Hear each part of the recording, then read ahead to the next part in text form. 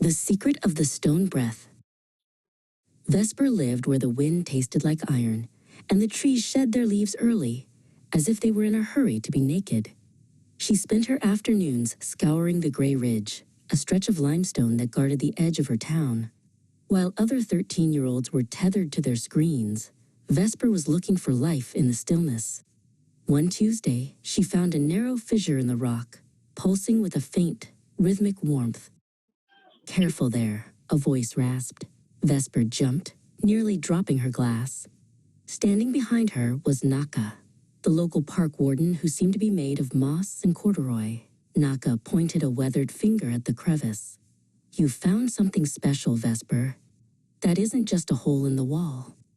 It's a sanctuary for the weary." Naka sat on a nearby fallen log, the frost on her boots sparkling. "In the world of biology, we call that a hibernaculum," she said, letting the syllables roll slowly. "It comes from the Latin hibernare, meaning to pass the winter. It is a place where a creature retreats when the world becomes too harsh to inhabit." Vesper rolled the word around in her mind. Hye-ber-NAK-yuh-lum. It sounded like a spell for safety. She imagined the garter snakes and the wood frogs deep inside the ridge, their heartbeats slowing to a mere ghost of a pulse. They weren't just sleeping. They were waiting in a biological waiting room, suspended in time while the blizzard raged outside. That night, Vesper felt the weight of the coming winter in her own bones. Sometimes, being 14 felt like standing in a cold wind without a coat. She began to gather her favorite things: a heavy wool blanket, a worn copy of her favorite novel, and a small reading lamp. She tucked them into the corner of her closet, creating a space where the outside world couldn't reach her. By December, the gray ridge was buried under 3 feet of snow. Vesper hiked out to the fissure, her breath blooming in white clouds. The ridge looked dead, but she knew better.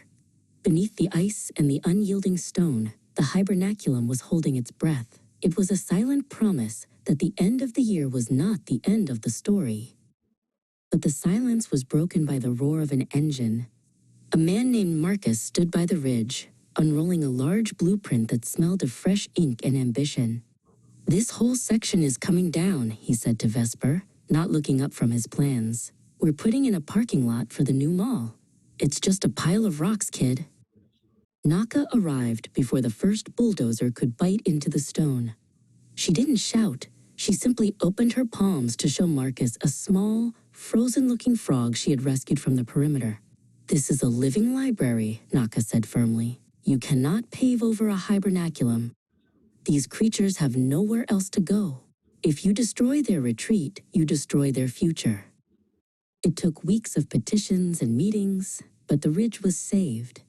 Vesper and Naka spent a Saturday afternoon in late February marking the boundary. They hammered a sign into the softening mud near the fissure. It didn't say "keep out."